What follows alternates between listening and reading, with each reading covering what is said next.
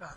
A primeira pergunta é a analogia que eu faria é de que os Estados Unidos, e não é só os Estados Unidos, não é só o Federal Reserve, é o mundo todo, mantendo taxa de juros artificialmente baixa e inundando o mercado com capital, é mais ou menos análogo a um piscinão que está transbordando, e o Brasil é a piscininha ali, um vaso comunicante, vai transbordar, é óbvio.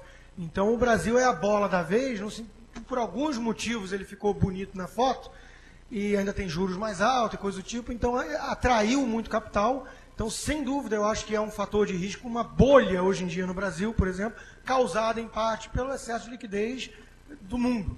E apenas um conhecimento teórico de economia faria você poder entender um pouco esses mecanismos de causa e efeito, né?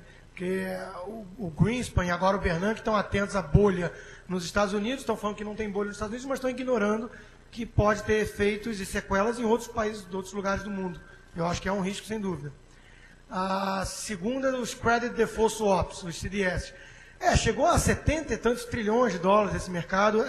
Originalmente, o mercado de derivativos como um todo, ele deveria funcionar para redução, para transferência de risco. Então, ele traria mais eficiência ao funcionamento do mercado. Eu concordo com isso na teoria, mas eu acho que na prática, às vezes, o negócio cresce tanto, e aí a gente pode discutir, mas muitas vezes por intervenções do próprio governo. Ele cria regras que o mercado vai dando um jeito de driblar. E aí você cria incentivos a coisas, a certas aberrações que não haveria, na minha opinião, se fosse de fato um livre mercado. Então tem a impressão digital do governo em todas as cenas do crime. Mas o fato é que o CDS realmente ficou numa proporção, num tamanho tal, que passou a representar um risco maior do que o papel que ele tinha para fazer, que era de arbitragem e de deslocar o risco entre os diferentes agentes. Isso não aconteceu na prática. O próprio Warren Buffett gosta de falar que derivatives é como uma bomba relógio, né? Um negócio criado para melhorar a eficiência do mercado, só que dependendo da trajetória que isso assuma, que tome, isso pode representar um risco ao próprio mercado. E o BNDES, o problema maior que eu vejo não é reduzir taxa de desconto para valuation, o maior risco que eu vejo é mal investment, na veia mesmo.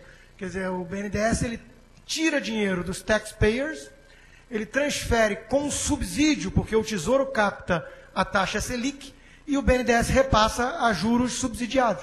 Então ele retira dinheiro do taxpayer, repassa para meia dúzia de grandes empresas que vão investir de acordo com critérios, muitas vezes, políticos.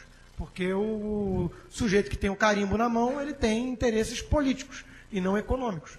Então o risco que eu vejo maior é mal investment mesmo e perda de liberdade econômica. Você está concentrando o crédito do país nas mãos de poucos governantes. Isso não pode ser um modelo eficiente e destrói a liberdade a médio prazo. Uma pergunta aqui do Tiago. Ele diz: temos aqui no Brasil um grande déficit de infraestrutura e moradia. Como podemos contornar esses problemas sem grande acesso à liquidez, já que o problema acaba criando uma grave crise social, né? Seria como dizer, professor e Rodrigo, como o governo não auxiliaria nesse problema? Rodrigo? Sempre tem demanda por certos bens, sempre estamos numa situação da escassez. Isso nunca vai mudar. E a única chance que temos para melhorar nossa situação é seguir os sinais do mercado, também com estes problemas que se chamam sociais. No mesmo ponto, posso dizer, nós temos somente falta de moradia, ou falta de infraestrutura, ou falta de educação. Tudo está numa falta. E quando se procura uma certa priorização do governo, sempre cria esta ilusão que podemos fazer tudo no mesmo tempo. Agora chega no Brasil a Olimpíada, depois chega a Copa Mundial, precisamos fazer muito mais para esporte, novos estádios, etc. Assim, esse limite a ideia de investimento e especificamente se fazemos esta priorização no contexto do Brasil. Isto eu acho altamente errado e problemático. Precisamos deixar mais e mais ao mercado. onde tem quase uma seleção de prioridades individual e o mercado vai responder por esta priorização. Só corroborando, give freedom a chance. Quem disse que o mercado não pode atender a demanda de moradia de baixa renda? Ele pode, e teria crédito para isso se o mercado não tivesse tanta interferência do governo, né? No início, as pessoas esquecem, tem memória curta, no passado recente tivemos o BNH, e quebrou, né? Porque o critério é político, Minha Casa Minha Vida tem um interesse político, eleitoreiro por trás. Então, a chance desse programa causar distorções e conceder crédito que não devia e gerar um problema à frente é muito maior do que você tirar o Estado da frente e deixar o mercado agir.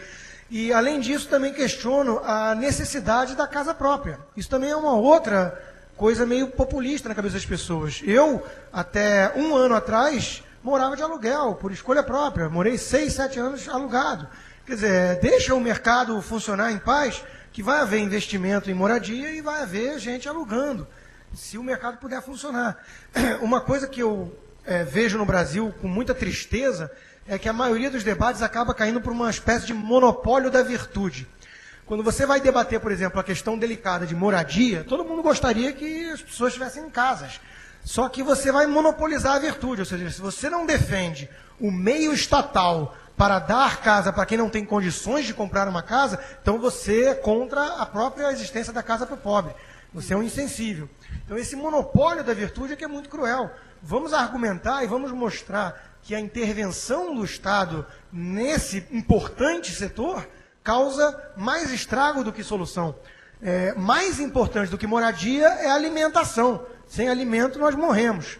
E o mercado cuida muito bem disso. Pelo contrário, quando o governo tentou monopolizar a produção de alimentos na China, com Mao Tse-tung, ou na União Soviética, com Lenin, depois Stalin, o que tivemos foi milhões e milhões de mortos de fome. Então vamos parar com isso, deixa o mercado funcionar em paz, que ele vai gerar moradia alugada ou própria para os pobres também. Por favor, temos uma pergunta aqui da plateia. Infelizmente a gente está chegando perto aqui do nosso horário limite. Por favor. Pode. Bom, meu nome é Gilberto Simões Pires, já somos amigos, o Rodrigo, já conheço há muito tempo. E eu tinha pergunta para os dois. Eu vou começar com uma pergunta para o professor Miller, porque hoje as volatilidades dos mercados estão muito presos a uma possível decisão daquilo que pode acontecer não só com a Grécia, mas os países que compõem o chamado PIG. E a Grécia ficou claro até pelas declarações da Alemanha, dizendo que a situação era muito complicada e que provavelmente eles deveriam sair da zona do euro. Aquilo repercutiu de uma maneira interessante, porque me parece que detonaram a ponte, quem entra não pode sair. Porque se sair agora, eles vão ter que constituir a nova moeda da Grécia, ou a velha moeda da Grécia, e automaticamente eles estariam fora das possibilidades de financiamentos. Portanto, os outros países que compõem esse chamado PIGS podem justamente também sofrer do mesmo problema. Se não sofrerem, nós veremos de novo o intervencionismo e não a solução. Eu gostaria de saber a sua opinião e faço a pergunta para o Rodrigo. Rodrigo, é bem provável que dentro de pouco tempo, não sei se esse ano, mas ano que vem, nós estaremos fazendo aqui no Brasil algum seminário não da economia austríaca, mas da economia bolivariana, porque ela anda crescendo de uma maneira bastante acelerada e nós estamos vendo isso tudo que está aí. O intervencionismo é parente muito próximo do mercantilismo. E nós vivemos no Brasil um sistema mercantilista que, infelizmente, ninguém aborda, porque as pessoas dizem que aquilo é um capitalismo quando não é. E também dizem que isso é um falso socialismo e também não é. É um programa de interesses onde o BNDES é justamente aquele que é o órgão, o braço financeiro que atua diretamente no mercantilismo. Então eu gostaria de que essas duas perguntas fossem respondidas. Obrigado. Para entender o euro,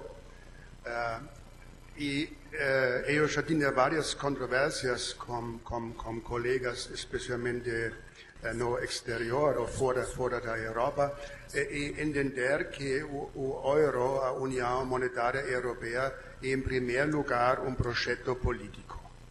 Né? A União Monetária é uma medida.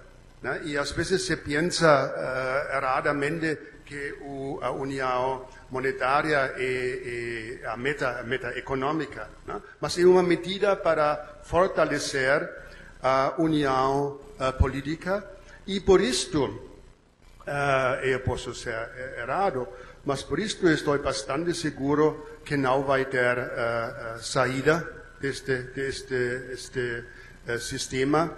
O problema que eles têm, e isso não é não estou em favor disso, somente queria explicar como funciona o sistema atualmente. Temos o problema que na Constituição do Banco Central tem este no bailout clause, né, cláusula que o Banco Central não deve financiar déficits estaduais dos diferentes governos, mas a Grécia precisa agora uma forma de bailout e agora vai entrar quase uma ajuda de alguns países específicos, especificamente Alemanha e França, que juntos vão dar estes empréstimos para a Grécia, mas eles precisam fazer um grande show, fazer um grande problema fazendo isto, que já está certo que vai acontecer, mas eles querem fazer isto para dar um exemplo. Oi, Grécia, tu vas a receber, mas dá cuidado os outros PIGs, né? Portugal, Irlanda e Espanha, né? Você precisa dar cuidado que está acontecendo, não é quase a norma, não é quase uma forma de show que está acontecendo, mas o facto que como eu interpreto a situação é que vai acontecer um bailout, agora são 20 ou 30 bilhões de euros e eles vão aumentar, e para não aceitar a saída da Grécia. Talvez com um pacote de Alemanha e França em favor de Grécia. Predomina no país uma mentalidade de economia soma zero. É um ranço marxista, onde para um ganhar, o outro deve perder. E é o que Mises chamava de militarismo, né? Mentalidade mercantilista, de que há uma guerra entre nações. E eu acho curioso que até mesmo economistas liberais caíram nessa armadilha e repetem que o Brasil exportou tanto, começam a enxergar tudo como nação, a hipostatização desse conceito, que esquece que por trás disso estão indivíduos. Quer dizer, eu tenho um déficit comercial enorme com o McDonald's. O McDonald's nunca comprou nada de mim e eu vivo comprando sanduíche lá. Eu tenho um déficit comercial grande com o McDonald's. Mas isso não me preocupa muito. Né? Esse excesso de preocupação com superávit comercial, com coisas do tipo, isso é totalmente atrasado e predomina no Brasil essa mentalidade de guerra, né? Onde você exportar é bom, você importar é ruim. Né? E é curioso, porque se dois povos entrarem em guerra, uma das primeiras coisas que o exército inimigo vai fazer é tentar atacar seu acesso a produtos importados. Ele vai tentar derrubar um porto, ele vai tentar destruir uma ponte. E é curioso que ele conta com um aliado muito grande nos países normais das democracias, que é o próprio governo. O que o governo faz com a gente é isso. Ele vai criando obstáculos que um inimigo teria total interesse em criar numa guerra. E ele vai criando obstáculos para importação de produtos. E por causa dessa mentalidade, que é ruim o Brasil, os brasileiros importarem. Então, agora, eu espero que o seu prognóstico pessimista não se concretize. De fato, a economia bolivariana está conquistando muitos adeptos aí, na base da retórica sensacionalista. Eu espero que nós, com argumentos mais interessantes, consigamos frear um pouquinho isso, porque é preocupante mesmo. Concordo com você. Infelizmente, nosso tempo de perguntas para esses dois palestrantes, para o Rodrigo e para o professor Miller, acabou. Eu sei que várias perguntas não foram respondidas, tem aqui várias perguntas super interessantes, mas vou tentar realocar para a nossa segunda parte do ciclo de palestras, algumas para os outros palestrantes, se for o caso e se der para fazer isso naturalmente. A gente vai ter agora um horário de almoço e eu peço a todos vocês para estarem aqui de volta às 15h, para quando vai recomeçar nosso ciclo de palestras. Muito obrigada pela presença de vocês mais uma vez.